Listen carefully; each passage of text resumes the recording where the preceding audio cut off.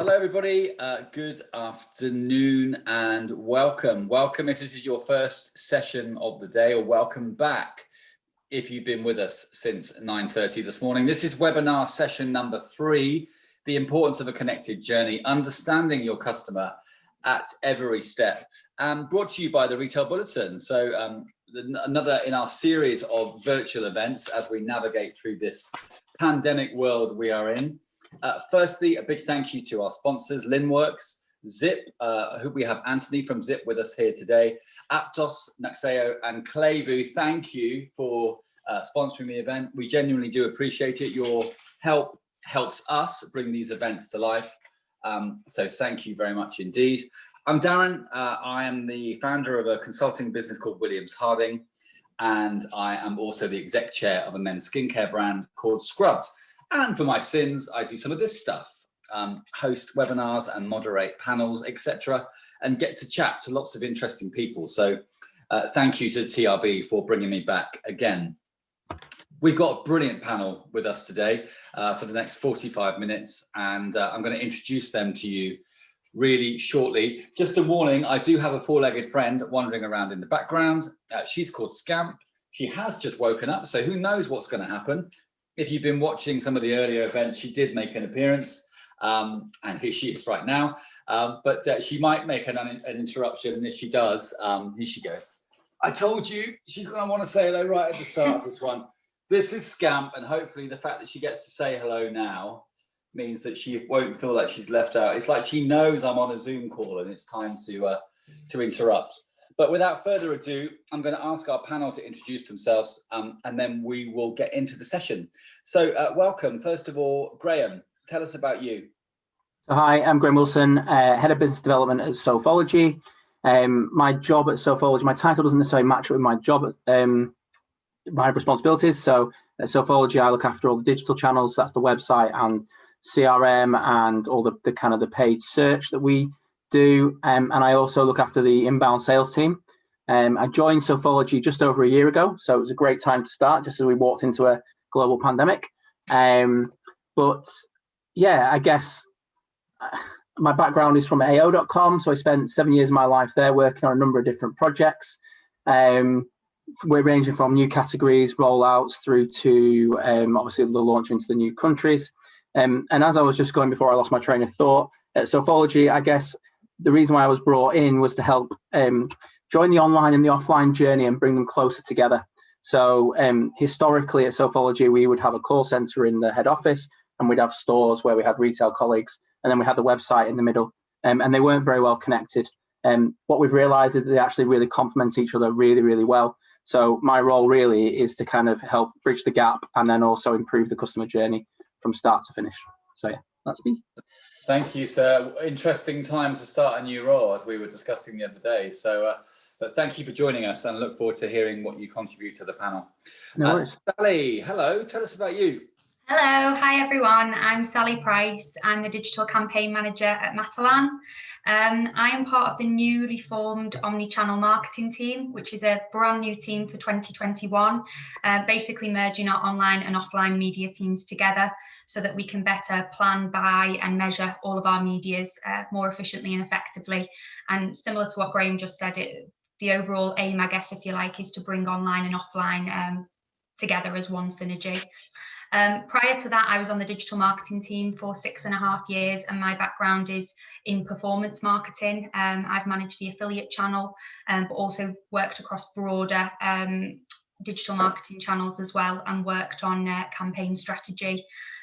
So our new team are now also responsible not just for media, but for holistic marketing campaign strategy. So we lay out the marketing plan for the season and then work with various different teams across the business, from e-com to retail to buying and merchandising, just to make sure we're all singing from the same hymn sheet, fully integrated, and planning everything as one rather than in those individual silos. Thanks, Sally. You're very welcome here today, and looking forward to hearing more from you. Alberto, tell us about you, sir. Yeah, hi everyone. Alberto Billato here. I'm actually hello from Italy. I just joined Vitec Group a month ago today, and as the head of e-commerce B2C consumer care and digital transformation. That's pretty much my remit. Before that, I spent 3 years in Stiga as either marketing director and e-com director, and before the Longhi Group, and I spent actually quite a number of years in the UK, where I also worked for Wiggle as the European territory manager. So I'm really welcome actually for the chat today. Looking forward to hearing your questions. And you're based out in Italy, right? Italy, yeah. Hello for like an hour from Venice, Bassano del Grappa. Plenty of snow actually today. I've heard that has been snowing in the UK also yesterday, was it? Yeah, we've had some pretty heavy snow in certain parts of the UK, so we could probably challenge your snow levels, maybe. No. Thank you. Welcome to the panel. Chrissy, tell us about you. Yeah, my name's Chrissy, and I am the co-founder and creative director of Bird and Blend Tea Company. We're a Brighton-based independent business that started 8 years ago, very much back bedroom, homegrown type story. We create amazing flavors of tea and also are known for our exceptional customer experiences. And we've got 11 stores across the country, retail stores, and we've got an online site as well that ships all over the world. And my job at the business has obviously changed throughout the years. Pretty much worn every hat you can wear when building a business. But more recently, I am heading up our creative teams. So that's everything to do with e-com, brand, product development, and basically customer experience and customer journey. Thanks for having me. You're very welcome. Great brand as well. So you are very welcome to the panel. Thank you. Last but not least, hearing from one of our sponsors, Anthony, how are you doing? Good, thanks, and good afternoon, Darren. Thanks for having me. Anthony Drury, I'm the MD here in the UK with Zip.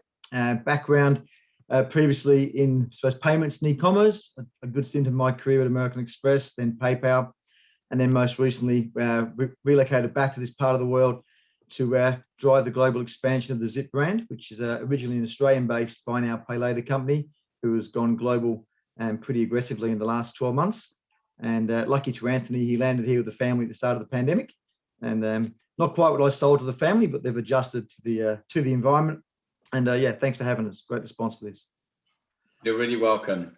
So that's our panel. I hope you agree, audience, that we've got a pretty impressive lineup there. This session's really going to be talking about, as I said, the importance of a connected journey, but examining what the right channels are for your business to interact with customers during these crazy times that we're living in. It's almost a year since lockdown number 1, a year next month, March the 23rd, that ominous date when we were told to stay home. And so we've all been through so much together, both personally and professionally. And so I'm really looking forward to getting stuck into this with the panel and asking them some questions. Please do get involved. So you have a Q&A button either at the top of your device or the bottom of your device on a desktop. So do use the Q&A button. I monitor it constantly, so you might see me fiddling around with my screen. That's because I'm trying to make sure that I'm getting all of your questions. And you can direct a question in general to our panel, or you may want to ask one of them specifically a question. You're welcome to do either. So without further ado, let's get started. Graham, I'm going to ask you a bit about your world at Sofology, please. Obviously, you joined right as the pandemic was kicking off. But Sofology, how do they ensure that a customer gets the same experience, I guess, irrespective of the channel or sequence of channels that they may use? Yeah, sure. First of all, apologies if you hear any screaming in the background. It's my kids' homeschooling, not going too well. The joys of live webinars. So yeah, I guess for me, often what people talk about when they kind of refer to this is omni-channel, and they talk about having lots of different ways to contact as a business. The way sort of we refer to it internally is actually people are just talking to us as a brand, and what we want to kind of portray is the brand to the customers, irrespective of which way they choose to kind of engage with us. So whether that's over a video call, or whether that's them going into store, or whether that's them picking up the phone or reading content on the website, the sort of the tone of voice and the sort of the way that we present information to customers should be consistent. So that's kind of, I guess, the first thing that we really look at is how do we make sure we get that consistent experience across our channels, rather than thinking about, well, this is video, so you have to talk to somebody like this in a video, you have to talk to someone like this on the phone. Then I think the second piece of this is really about data, and it's about understanding every single touch point of your customer journey and optimizing for what is a real journey rather than some form of like sales bonus driven metric. So as an example of that, we know that 97% of people who buy a sofa will start their journey online. That we don't know that straight away, but what we do is we're able to track back from, let's say, for example, a customer walks into a store, they give us their email address, we know, and we can join that back up through the device, back up to the web visit. So we can very quickly see that actually that customer started their journey on a store page or on a product page or whatever it might be. It really allows us to, I guess, understand the journey that customer has been on. And then when we find other customers that are very similar, we can optimize the site and the experience to sort of best meet that kind of audience. So I guess for us, it's about, one, making sure that the brand message and the brand kind of sort of tone of voice comes through at every touch point. And two, it's about having data at your fingertips that you can action and understanding the entire journey, rather than just looking at where the point of sale was or where the last click in marketing activity was, because that often doesn't tell you the full picture. It's the full picture that you need to kind of understand, basically. Yeah, I mean, that tone of voice point is such an important one, I think, because it's so easily lost sometimes. I think when you don't have the ability to talk in stores, how you come across digitally is going to be just so important to be able to connect with your customer.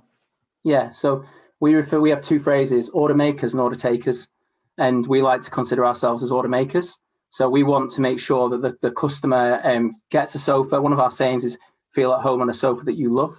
So it's not necessarily, you might walk in thinking you want product A, but actually when we get into it and we kind of ask you the questions and we do the lifestyling and we understand your needs more, actually sofa B is the product that you really need. So whether it's a phone call and a customer ringing up and saying, I want to buy X, or a customer walking through the store door and saying, I want to buy X, we need to make sure that we help them find Y in that case, and we get them to the right product rather than just, taking their word for it, so to speak. Their word for it may be correct, but we owe it to ourselves to kind of challenge, because ultimately you live with a sofa for 7 years. So you need to make sure that you're getting the right product. And absolutely the way you approach that conversation needs to be consistent through the journey. I always think of sofas as quite, a big ticket item, big ticket purchases. And as you say, people live with them for 7 years or beyond. So have you seen people just make it, sort of comfortably make the transition from being able to come in and try a sofa out and sit on it and lounge around and it actually just buying online and trusting the process? Yeah, absolutely. I think that's probably been the thing. I mean, everyone's experienced it. Yeah, that's kind of works in digital, I think. But for us, it was a big concern when March 23rd came around, is how are we going to sell sofas when we don't have our physical stores? Because we know people like to do the sit test, and 90% of people will go into a store. But what we've been really, really sort of fortunate with is we have a good website. We have some good platforms like the video calling, and customers have really embraced it. I think first lockdown, the video calling was a real success for us, or what we thought was a real success. Actually, as we've gone through the year, it's just become more and more a key part of our kind of toolkit, to the point where now actually we're taking in a week what we took in the first lockdown through video channels, which is just phenomenal. I think thinking about the why, I think more retailers have embraced things like, for example, video in an area where there is higher price points and I guess items that are not just necessarily chewing gum that you'll buy at the checkout. So I think people's appetite to engage with it has just increased because they're seeing it more around the world and around different retailers. So yeah, absolutely, people have made the shift from buying in store to buying online. Stores are still a huge part. We still see revenue coming through in the lockdowns that has started. That's my point about understanding the data, that has started with a customer visit in store, and we can track that. So it's a bit of a kind of a tail. So you start off and it drops off, but we still see that pipeline of orders coming through. There will always be customers that want to go to the store, but we are seeing more and more customers willing to just trust the content, and I guess making it authentic really helps. So trust the content, trust the experience, and trust the brand is really helpful. Thank you so much, Graham. I'm glad that things are still going well there and people are making that shift. Sally, I'm going to come to you. So what was the dominant channel in Matalan pre-pandemic? Because I always think it was probably fairly equal. I assume it was. Was that right? No. So stores for us by far, probably about 80-85% of our much higher than I came from thought. store. Okay. Yeah. So very much like what Graham was saying then, how obviously people would go into Sofology, into a physical outlet to try out their sofa. Matalan, albeit not big ticket items, they are very much seen as a traditional bricks and mortar business, and we're quite behind the maturity curve for online versus our peer set. So very similar, we weren't sort of prepared, if you like, for the sudden shift in terms of closing all the stores and becoming an online pure play overnight. That was definitely not something we were set up as a business for. So yeah, a lot of change. That's really surprising, actually, because I had this perception of you guys that it was probably 60-40 in favor of stores. So you did a good job at making online seem like it was a bigger part of the business for you. So what changes in shopping habits have you seen? Have people naturally migrated online for you? Yeah, that has definitely, without a doubt, been the biggest change we've seen in the last year, has been customers migrating from being a store-only shopper into being an online shopper or multi-channel shopper. And obviously those customers are worth more to us, those that shop across both channels. So that is a good sign. Hopefully that will continue when the stores reopen, because we've had so many people try online for the first time, which is great. But yeah, that was definitely a big challenge for us at the start of the pandemic, was how do we suddenly shift everybody from shopping in store to online and keep up with that level of demand as well that we were seeing come through. I guess with a business like Matalan, you know, with a ton of inventory in stores that are now closed, some of that inventory just went on some kind of merry-go-round trying to feed digital, yeah? Well, that's exactly it. We had fulfill from store as part of our company roadmap, but we've massively accelerated it within the last 12 months. So prior to the pandemic, we could only fulfill our online orders from one warehouse based up in Liverpool, where our head office is. So we always had sort of capacity issues there in terms of the level of demand we could cope with online. What we have unlocked is our fulfill from store program. So this allows us to sell some of our store stock and liquidate that as quickly as we can by fulfilling online orders. So that's massively increased our operational capabilities throughout the last year and has helped us to really capitalise on the increased demand that we're seeing online. Thank you, Sally, for that answer. I'm going to move over to Italy now, if I may, and Alberto. Customer experience, you know, across touchpoints, how do you keep it consistent? I mean, how have you addressed this in your most recent roles and even advice you would give on your current role as well?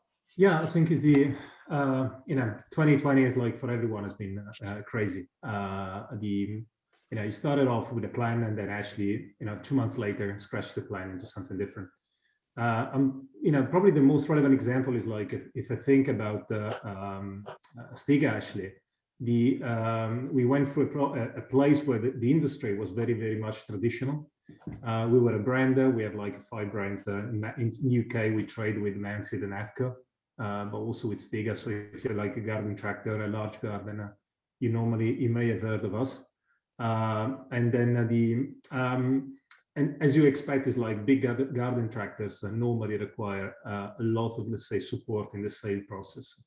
It's something that you definitely start online. You start to go through websites, catalogs, you make your own mind about what you need. But then when you walk in a store, you may all in a sudden find not just the model you were dreaming of, but also lots of others. So the role of this storekeeper is really, really important. And in Stiga, we don't own the shops. We have like 10,000 shops around the world, around Europe, but it's not our own. So let's say you can find everything there. And the other problem that we had at the time was, like, most of the times the SKU you were looking for was actually may not be in stock in the store because the space is limited.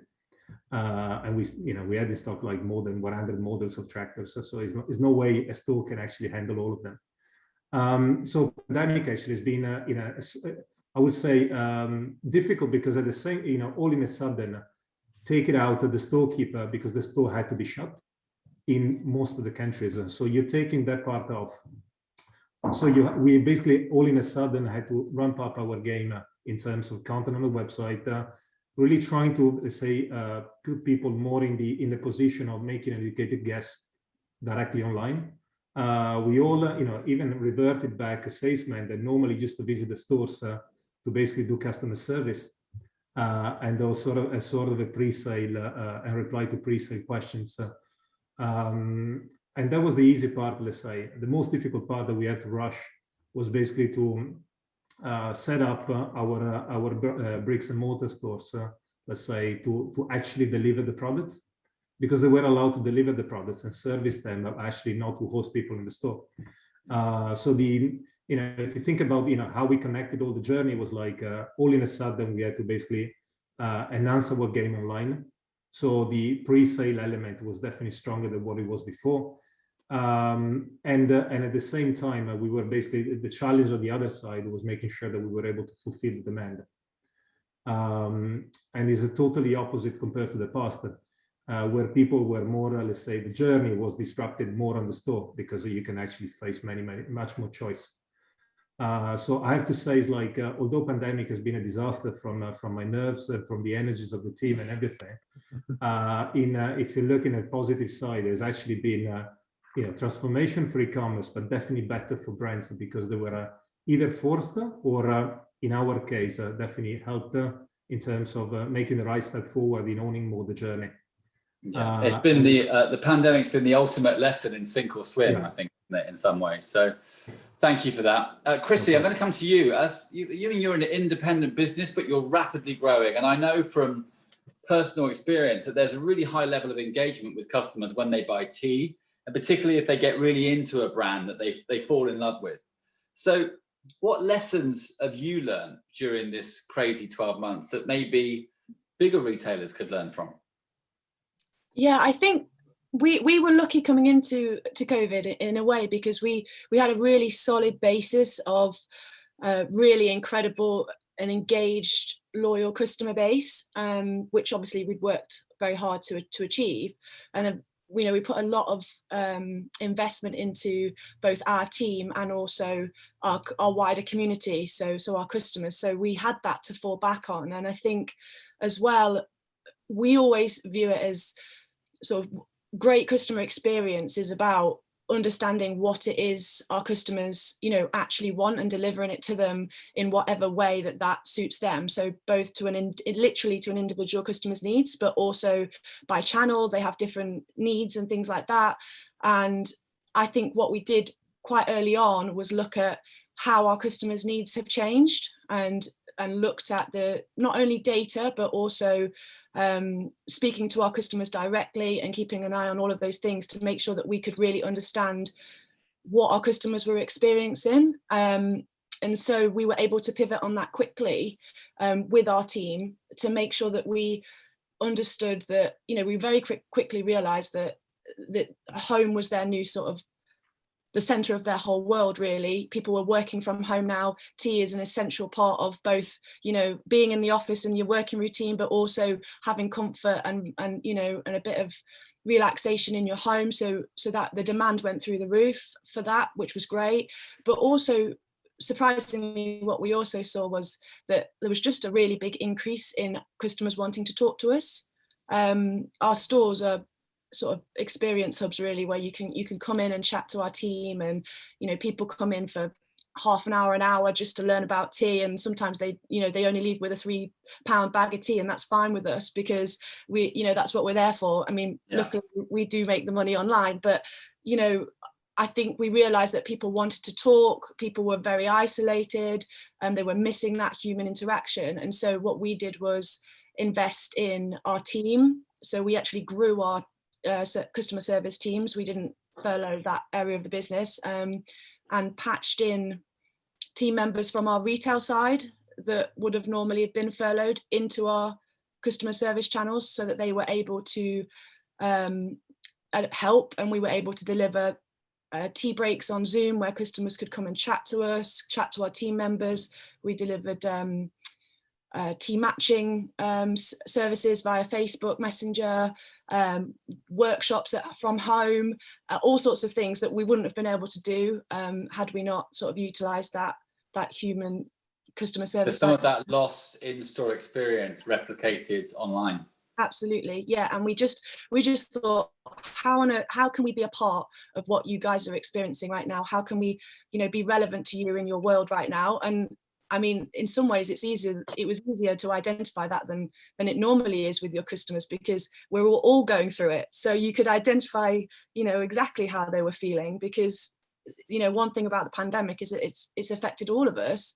Yeah. So it was easier for us to, in a way, to really, really connect with our customers. Yeah. No, thank you so much. Good to hear. To see it. Yeah. I'm definitely going to be ordering, by the way. There's 3 or 4. I've never tried your tea, so I really should. So I'm going to make a point of it. Thank you. Anthony, talk about spending money. So every retailer wants people to spend money right now. And one of the way that people are spending money is buy now, pay later. It's taken the UK retail scene by storm, particularly in the pandemic.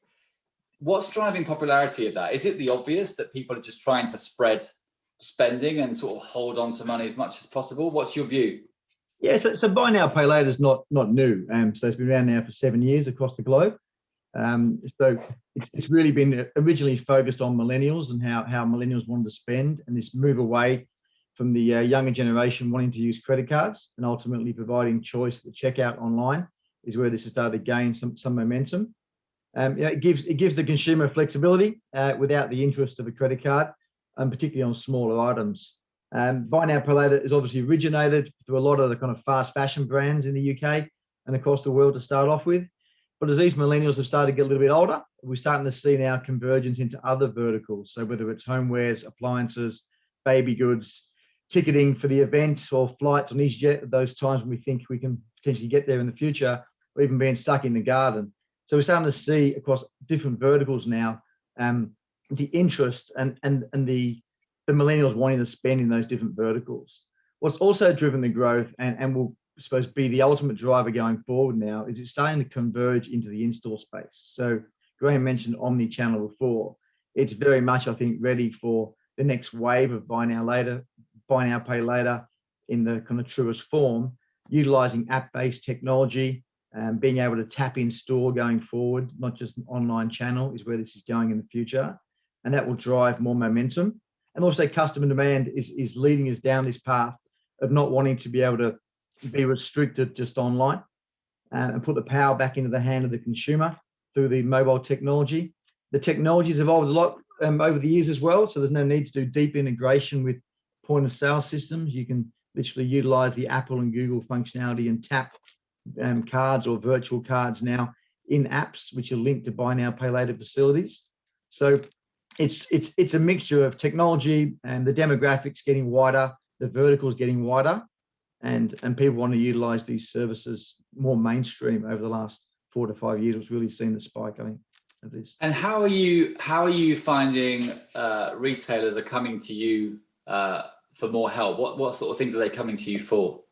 Yeah, so ultimately when the retailer comes to you, it's all about how you can increase conversion online, tends to be the first conversation, how you can drive more customers through their checkout process. Now it's about adding more flexibility through the omni-channel solution. Taking away some of that friction in omni-channel is important as well. So taking away the manual paper-based forms or the long complex processes and utilizing mobile-based technology to drive that. The more seamlessly or more streamlined you can make this at a checkout, what doesn't impact the person on the till, particularly when you're doing it in the omni-channel in-store environment, is really important. Retailers see increases in conversion, increases in average order value across these categories compared against other payment mechanisms, and it just gives those millennials the flexibility to spend where they want to spend, really, going forward. Got it. Thank you, sir. Mm-hmm. Graham, questions come in for you. So just as I was about to come to you, questions come in from TRB guests. They've remained anonymous, but don't worry, they've been nice to you. They just simply want to know, how do you find out what kind of sofa a customer wants? So what does that journey look like? Is it a questionnaire? So I guess in store we have this concept of Sofology that we refer to internally as the Magic Six, and basically what that is it's just in simplest terms, it's lifestyling. So it's understanding the customer, the reason why they're looking to buy a sofa. It's understanding the room that they want to put the sofa in. It's understanding questions around affordability and budget. and how we can make the product affordable. It's about understanding color and durability. So there's well, as it starts as the 6 things. So we would work through a process with every customer, whether it's on the phone or in the store, where we would try and ascertain and refine down what the customer is looking for in effect. So from a web point of view, we don't have a prescriptive questionnaire that you go through and you fill in. However, how we solve this problem on the website is through a couple of means. So we have lots of rich content and lots of high quality lifestyle photography that gives customers ideas and examples about how they can how the product can be presented. We have shoppable room sets, so you can go on and you can look at what the whole room looks like. And then we also have authentic. We did this in the first lockdown actually. This concept called comfort favorites, which is in effect our store colleagues recording short videos just around the actual key aspects of the product, so the key features and benefits, trying to convey, I guess, the sit factor, how soft it is, how big it is, what the arms are like, what the headrest is like, whether you sit in it or sit on it, and really giving the customer the information they need to then make the purchase. That then obviously then links into our video call service as well, our Sofology Live, where the customer can then make a contact direct into store, and sometimes even get through to the same person in the comfort favorite video, which is a real benefit for building that. And quite reassuring for the customer as well, right? Absolutely. So I didn't mention it at the start, but one of the big goals is how do we build trust and I guess connections between sophologists and customers. So if we can connect you to your nearest Sofology and we can connect you to the same person over and over again, you have to ask less questions because you already understand the context. You have to go through less repetitive information. And I think that's something that when Anthony talks about removing friction from the journey, that's friction that doesn't need to exist. Yeah. So for us, it's absolutely about building trust and rapport, understanding the needs and wants through lifestyling and through questionnaires. And then online, it's all about providing content and information to allow the customer to sort of make the choice in an informed way, really. Got it. Thank you. No worries. Sally, when you hear like Chrissy and Graham's examples of how they're trying to replicate some of that store experience online, do you have an example where Matalan have tried to do this? Have you been able to try and bring some of that store life to digital? Yeah, I mean, it's definitely been a hard one, given there's the lack of personal touch. But I would say from a customer service perspective, one of the things we did in the very early days was keep on top of the COVID queries that were coming through, because we were getting a lot, and a lot of them were new queries, but we were getting a lot of the same type of queries. Everything from, is your store open? Are you still offering click and collect? Does COVID live on clothing? There were all kinds of questions, and it was absolutely inundating the customer service team given the stores closed. So we had to very quickly respond and create a couple of pages for the website that, back to the point around tone of voice, still had that friendly and personal touch to them, but gave people the information and the answers that they needed, so they didn't feel like they were totally isolated and everything had been cut off from a service perspective. I would definitely say service has been something that we have seen change over the course of the last year, with customers becoming a lot more demanding in terms of transparency and a lot more inquisitive around, what are we doing as a brand, and what are the changing circumstances meaning for us. So I think it's just continuously talking to our customers and reassuring them as well with what we're doing. I think that's a great example, and I think retailers overall deserve credit for the way that they've navigated this pandemic, because I don't know about you, but I'm really tired of things like banks and financial institutions, insurance companies, anyone that you want to talk to, still blaming the pandemic for providing poor service almost 12 months in. So retailers have had no choice but to try and still be with their customer, whichever way they can. But it astonishes me that we've had 12 months to get used to this, and you can still sit on the phone to a call center of a bank for an hour and some soulless recorded message is blaming the pandemic and increased traffic levels, because a retailer wouldn't get away with that, because a customer would just go somewhere else. And I think we should all give ourselves a collective pat on the back as an industry that we haven't treated customers in that way. I think Alberto, one thing, go on. I was just going to say one other thing we have done on that note is we've introduced weekly customer surveys. So we actually reach out to a subset of customers every single week and ask them how they're feeling, and just create that personal touch so that they feel like actually we are interested, we are listening, we are responding to that. And we've seen a great response from doing that so far. So I think it's just the little things sometimes that actually go quite a long way. That was just, you just given me a beautiful segue into what I was about to ask Alberto. Thank you. But Alberto, I was going to ask you, is there a way of measuring what we're currently doing, in your view, that checks in with customers, that we are communicating with you in the right way and we are giving you what you need right now? I mean, difficult one is like the challenge that we and I think is retailers to a certain extent is like and I have to say it was definitely transformational to see some reaction from how retailers started to engage with consumers all in a sudden, let's say, in a totally different way, at a totally different pace. As a brand, I have to say in Stiga particularly, we face lots of difficulties where we are not used to speak to the consumer. We wanted to we were planning to start to speak to the consumer, but we found halfway through the pandemic that we didn't have a consumer care team as such. So, at that point it's like, say, okay, shit, what I'm doing. You still need to trade it, is it? You can always say, leave consumers asking you questions, leave them away, because someone else is going to take the same. I was mentioning before, we use like consumer care to, consumer care, basically we got sales people starting to do consumer care. We put in place any sort of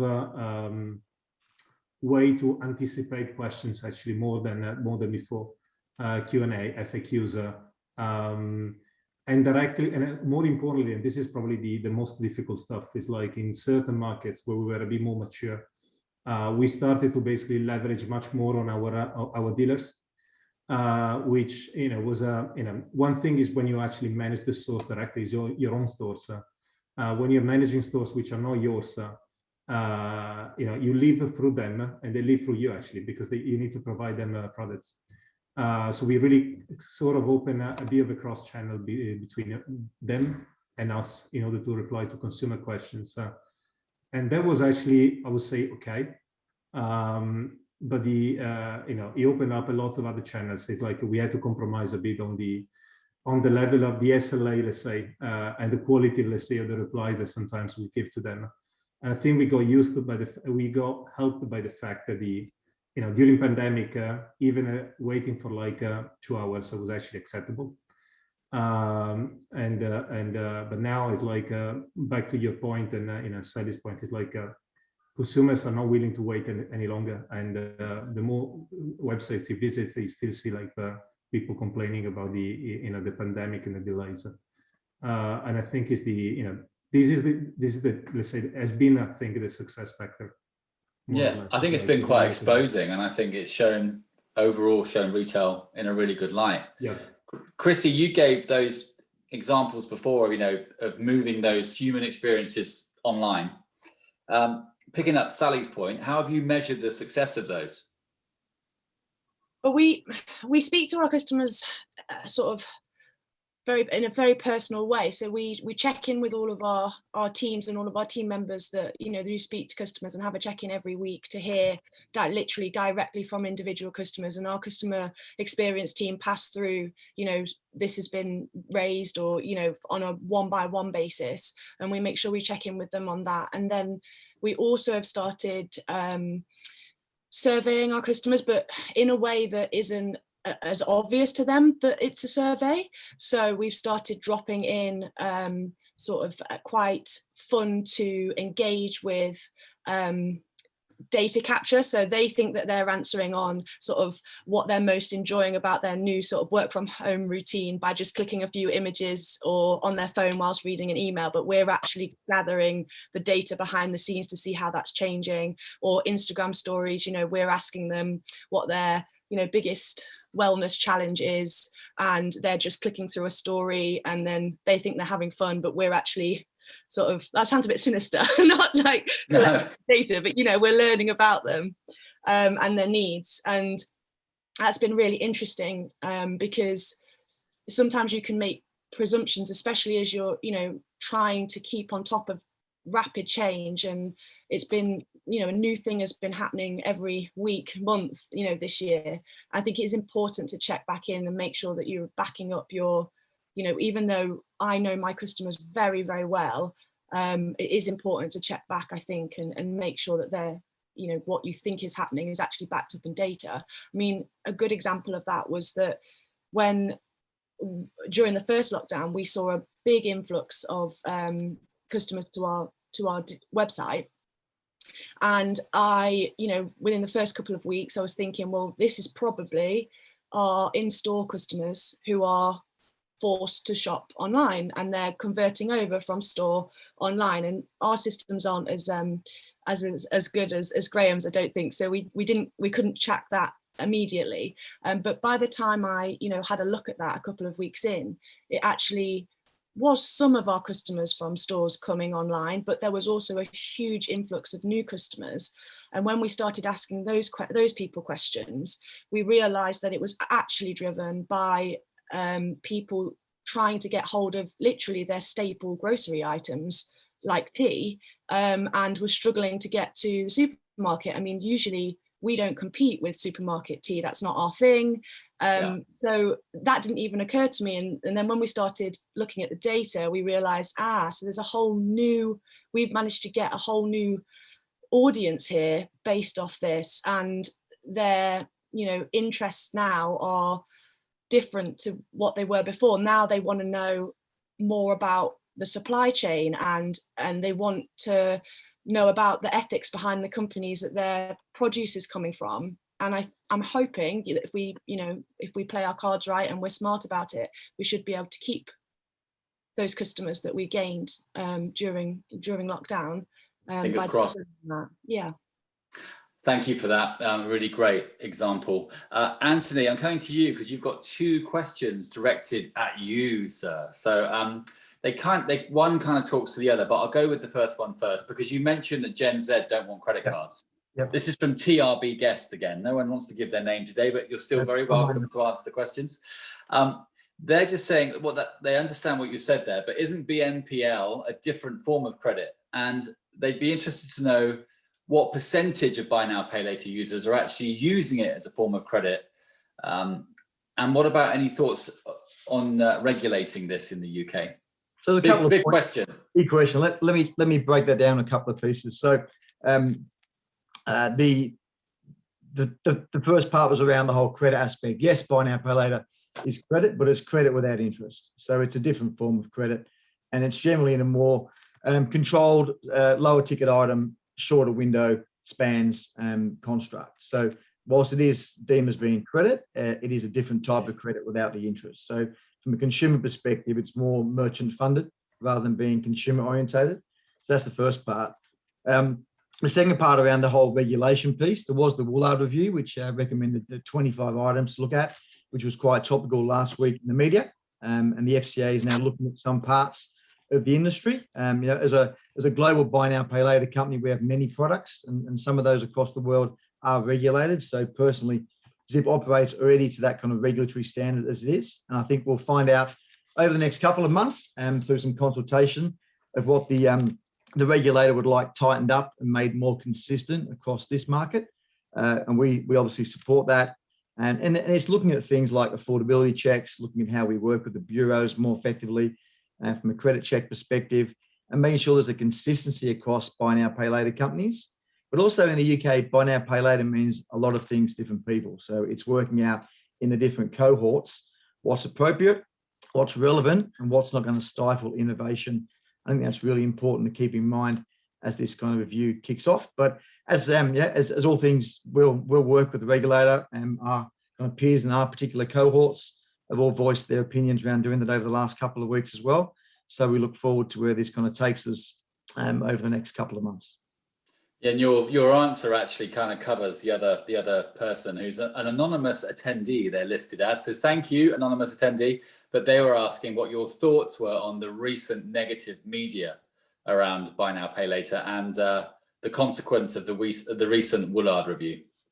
So the consequence, I think, as I kind of said, once we go through the consultation process, we'll understand that in more detail. Different companies, different cohorts operate different ways. So I see a more consistent approach to that lower end, short-term, buy now, pay later sector. And we welcome that kind of regulatory approach there. And we'll all start looking at alternate technologies to utilize things like open banking to assess affordability, and they'll get played in to the technology stacks across all of our competitors as well. So it's time for innovation, but also time for regulation here as well, I think is the general feeling. Okay, thank you for that. Would you believe that noise you hear in the background says that 45 minutes has already passed, but I do want to get a question into each of you before we close today. So this will be your closing question. For each of the retailers, I'm going to ask you to leave a top tip or a closing thought to our audience today, who we've held again. Thank you. Well done, everybody. But I'm going to ask you to leave a closing top tip on this subject. And, what would be your advice on talking to your customers as we continue to navigate through? And then a slightly different question for you, Anthony, right at the end. I'll leave you in suspense for that one. So, Graham, what would be your closing comment, your closing tip? I think for us, I'd just go back to my original point around like tone of voice and just making sure that that's really consistent across all the channels.